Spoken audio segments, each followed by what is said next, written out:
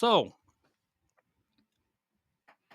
I mean, at the end of the day, Star Wars Theory can explain it better on his. The links to his original video is in the description of this video on YouTube, and the individual is called like Indie something, Young Indie Chronicles or something like that. That was who he watched. That video, the origin video of kind of for this subject, is also in the video description. But anyway, so what happened was he watched this video from Young Indie Chronicles, which I'm going to show here in a little bit. That kind of gave the way of this was in the works, and it almost happened. Like, and this was one of George Lucas's projects. Yeah, but it ended up being like too expensive and so on and so forth. So it never got too expensive. Yeah. No, I don't believe they spend billions of dollars on trash. Well, yeah. We're gonna get that in that too.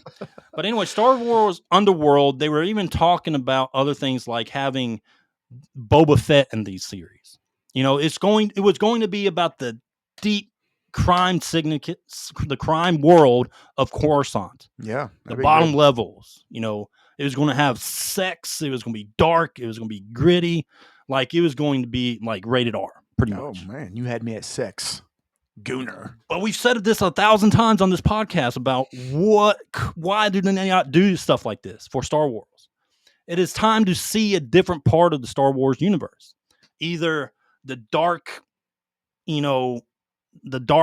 personalities of the Sith dive into their world, from something from the Old Republic, or something like this, Why do you think that they're scared to go that route? Why do you think? I don't know. Because here's the thing: it's like Marvel was quote unquote family friendly until Daredevil. Fuck, I'm thinking of that tonight. Yeah, Deadpool. You know what I mean? And it was successful. Well, I don't think Disney doesn't want to do this, but obviously George Lucas had a roadmap that he wanted to go this route. Obviously, for this Star Wars Underworld, he wanted to expose a different part of Star Wars.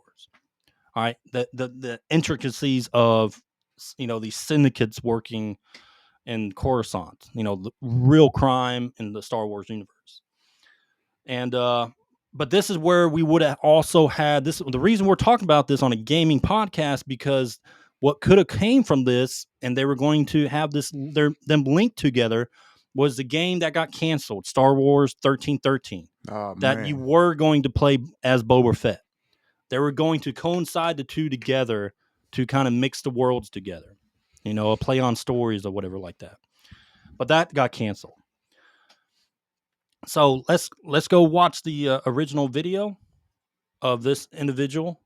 I think his name is Robert McCallum. Let me pull the video up. Let me know when you see it. Sharing now. All right, let's watch this video. It's only about a minute long.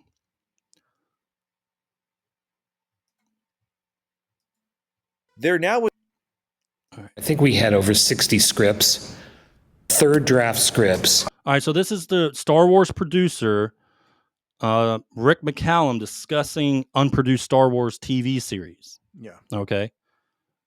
So let's continue. Had over 60 scripts, third draft scripts. Again, the most wonderful writers in the world on it. And again, we created exactly the same experience for everybody at the ranch. And again, just phenomenal group of talent. And these were dark. These were not, they were sexy, they were violent, they were just absolutely wonderful, complicated, challenging. I mean, it would have blown up the whole Star Wars universe. And Disney definitely would have never offered George to buy that.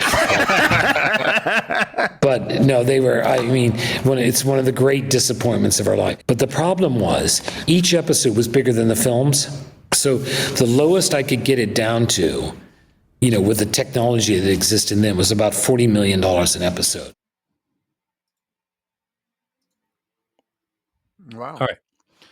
Yeah, so that was Robert McCallum, one of the producers for Star Wars, talking about, what they were in production of. And the reason it didn't get green light because of the cost.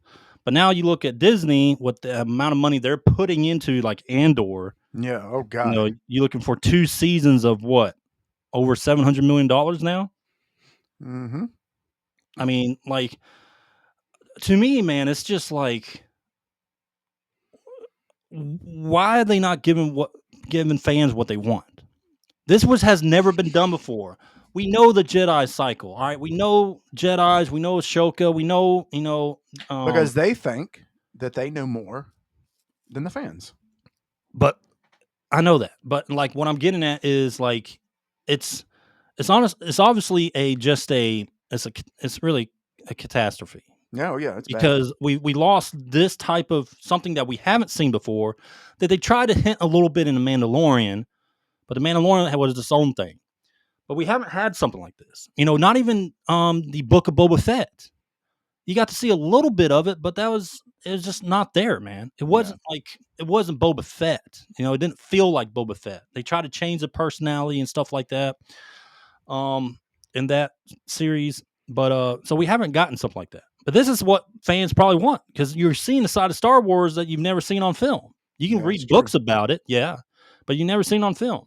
And then Jar Jar Binks. Let's keep him out of it. And then an open world game that kind of was in this kind of setting, Star Wars 1313, that got canceled. I mean, they gave you a Star Wars game that you wanted, though. It's called Star Wars Outlaws. Yeah, they gave you Outlaws, which they got the exploration down, but the gameplay sucks and the story sucked. Okay, like the game sucks. Stop giving us stories like that. The game sucks. We see those kind of stories all the time in Star Wars. Give us something else. Like I'd rather play the one for Nintendo 64. You remember Star Wars Bounty Hunter when you played Jango Fett? Mm-hmm. That was a fantastic game. Yeah. What they need to do is bring a game like that. They almost did with 1313, but they need to do something like that, man. I would rather play. What's the one where it's just Anakin doing the pod racing? Was it the Star Wars Pod Racer? Is that what it's called? Yeah, I'd rather play that. Yeah, that's what it's called. I'd rather play that than Star Wars Outlaws. No, I think it's called Pod Racer. It's something. All right, let's go to Twitter again. I want to pull up it's not called Twitter anymore, Ed. Or X, excuse me. Yeah.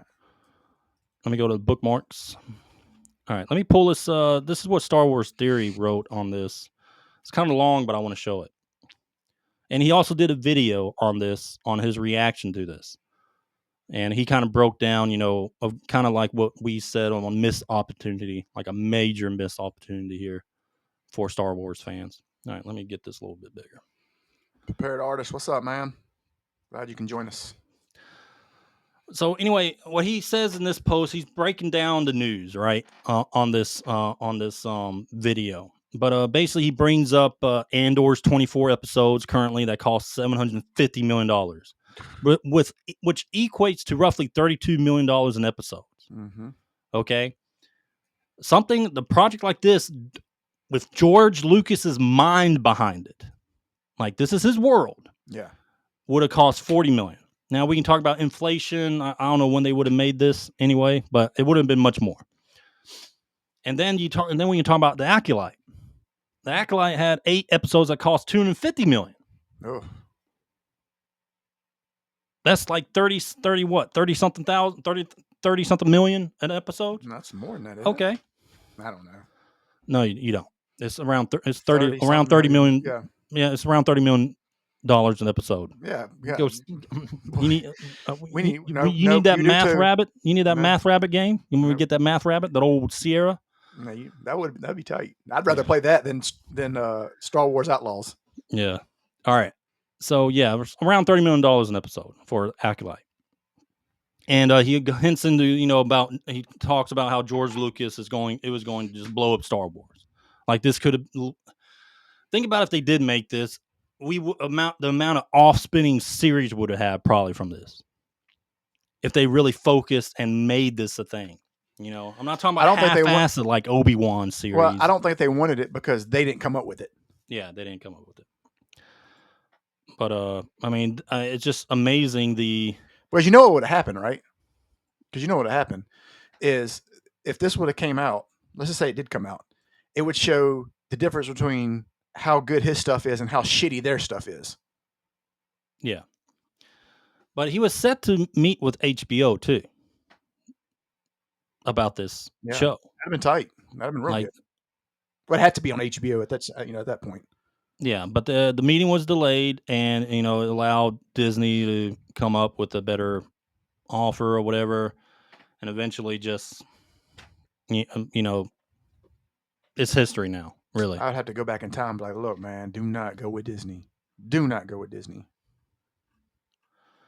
but I'd rather you go with sci-fi TV than Disney. Yeah, but you guys go check out Star Wars Theory reaction to this. He breaks it down very well. But I mean, it's just a missed opportunity, and we could have had a fantastic Star Wars game, a Star Wars game that everyone's been wanting.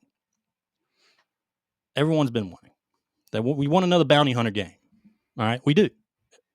All right, I get you want to do focus so much on this open world with a little sappy story. People are kind of tired of that. We want to see another side of Star Wars, either a Sith Lord back in the Old Republic, or give me the true syndicates. You know what I mean? Give me the bounty hunters. That's kind of what people want. All right.